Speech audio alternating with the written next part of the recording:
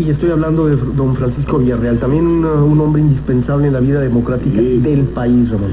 Francisco Villarreal, y lo comentaba yo en esta reunión que te decía que tuvimos en la Ciudad de México, antier. Estamos reuniendo un grupo de municipalistas a nivel nacional, académicos, estudiosos, investigadores, integrando una red nacional de municipalistas.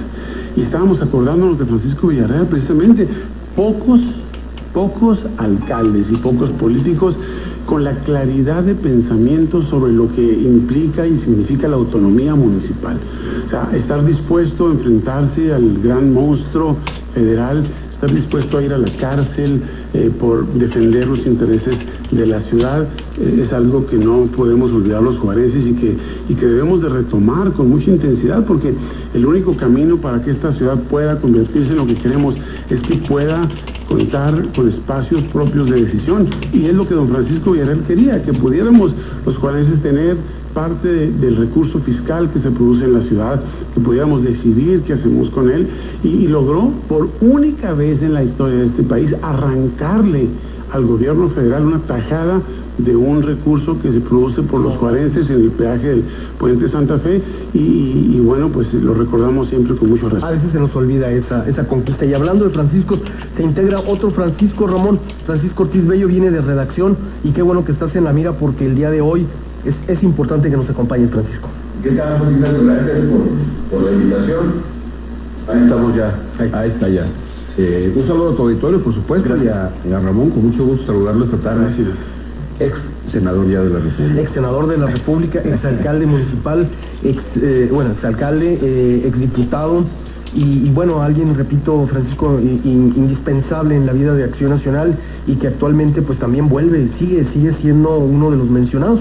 Esta semana platicábamos de que el presidente estatal del Partido Acción Nacional creo que tuvo a bien hacer una reunión, y me parece interesante que haya tomado la iniciativa Mario Vázquez para tratar de alguna manera pues sentir lo que está ocurriendo, quiénes son los aspirantes, quiénes pueden ser, y bueno, esta es una de las motivaciones que nos trae aquí.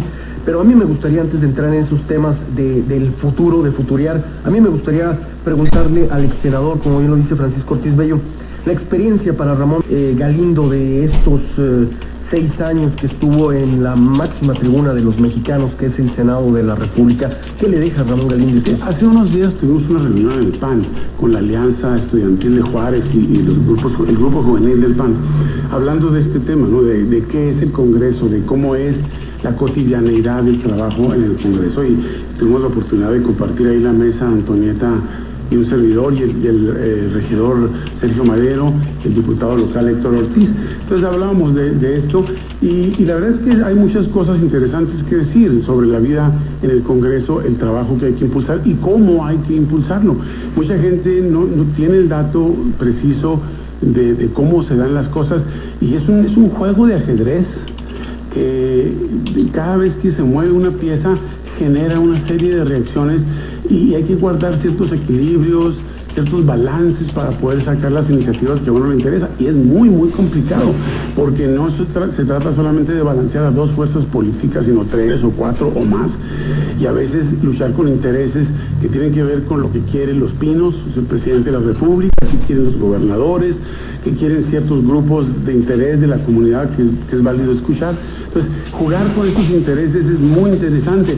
Es muy lento el Congreso para producir, muy lento. Sin embargo, luego a la hora que se toman las decisiones, se toman muy rápidamente dentro de las mismas sesiones de las comisiones o en las sesiones del Pleno. Entonces hay que estar rápidamente en contacto con actores políticos de todos los partidos, tratando de sacar temas que son importantes para el país, y no puede uno descuidarse un solo momento.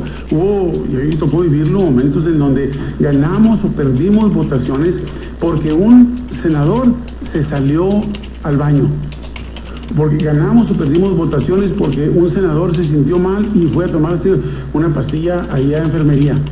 O sea, si por un voto, votaciones muy importantes que se daban porque de repente, estando un senador presente, se le olvidaba votar o votaba equivocado. Entonces, hay que estar pendiente de muchísimos detalles y todo esto, bueno, pues es una gran riqueza, una gran experiencia. Y yo en lo personal termino diciéndote que la parte, como ustedes saben, Paco, Nacho, amigos, que me tocó empujar fue el aspecto de la autonomía municipal, del desarrollo municipal, y eso es en lo que nos abocamos a trabajar con mucha intensidad, en algunos aspectos con muchísimo éxito, con logros históricos que pocas veces se han visto en la Cámara de Senadores en los últimos 60, 70 años.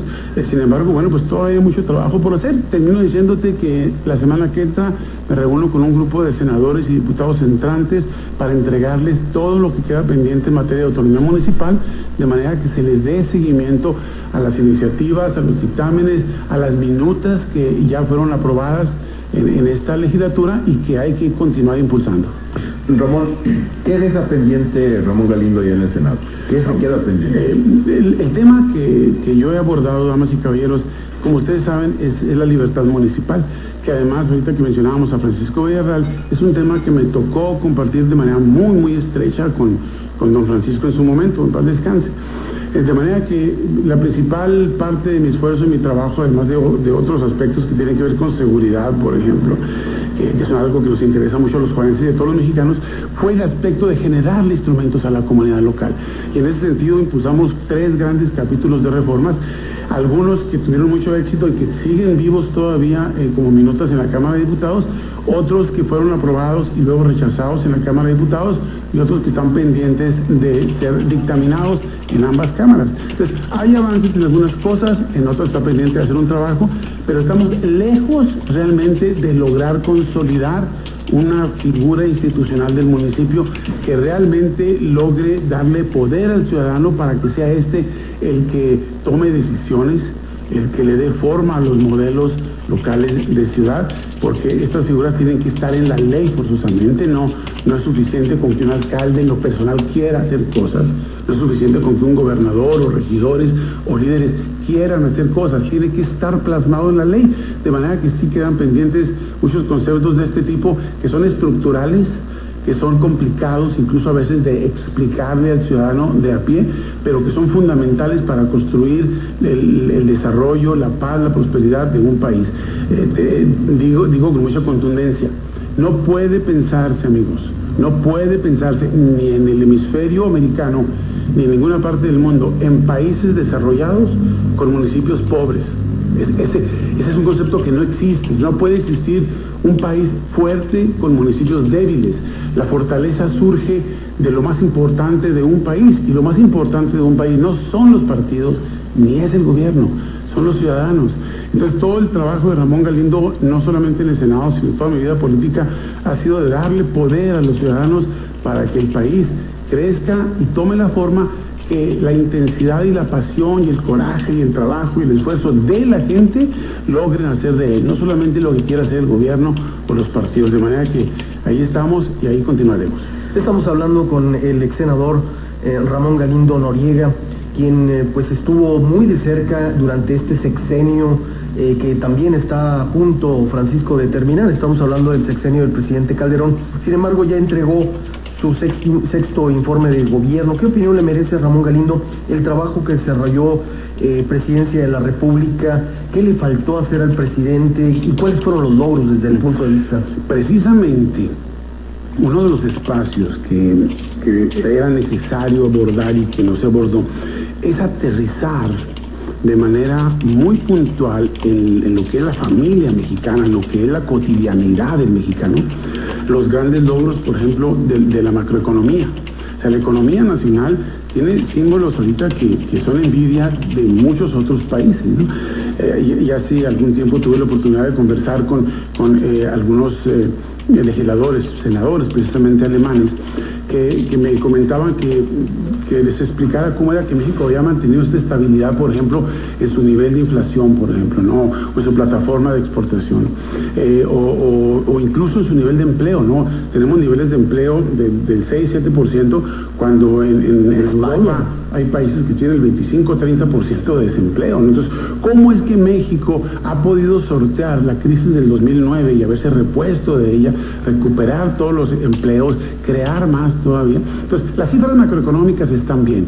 El presidente Calderón ha sido muy disciplinado, es parte de la respuesta que yo les decía. Si ustedes observan, el presupuesto no tiene déficit de gasto, o sea, no hemos gastado de más. Y los problemas que tiene España o que tiene Irlanda, se deben simple y llanamente a que se gasta más de lo que se ingresa. Punto. Y este es un fenómeno que se da en cualquier negocio o en cualquier familia. Si se gasta más de lo que se ingresa, eventualmente se va a enfrentar a un problema. México no lo hizo. México fue muy disciplinado y cuidó mucho su gasto público para no caer en excesos que luego nos obligaran a procesos devaluatorios o a pedir empréstitos o préstamos al interior. Fuimos muy disciplinados. Sin embargo, esos logros macroeconómicos todavía no lograron convertirse en un impacto y un efecto directamente en el bolsillo de los ciudadanos. Esa es la parte que faltó. Y alguna gente dice, bueno, pero ¿qué sentido tiene tener una macroeconomía en orden cuando las familias están mal? Lo que pasa, damas y caballeros, es de que no es posible impactar el nivel de ingreso y de vida de la gente sin una economía ordenada. O sea, no puede ser posible que logremos el empleo y la capacidad de consumo y de inversiones y de creación de empleos que se requiere si tenemos altos índices de inflación, por ejemplo, ¿no? Entonces, es un prerequisito inevitable que tengamos que tener bajos niveles de inflación, por ejemplo, y eso se logró. Y tenemos una inflación que es inferior a la de Estados Unidos, ¿no? Entonces, lo que sigue es aterrizar estos procesos de crecimiento ordenado de la economía a que se noten y se sientan más en el bolsillo de la gente, y eso se logra con propuestas que hicimos en el Senado y en la Cámara de Diputados, como la reforma laboral, y que nunca el PRI quiso apoyar, ¿no? Ahora yo escucho que Peña Nieto quiere la reforma laboral y yo digo, bueno, pues ¿por qué?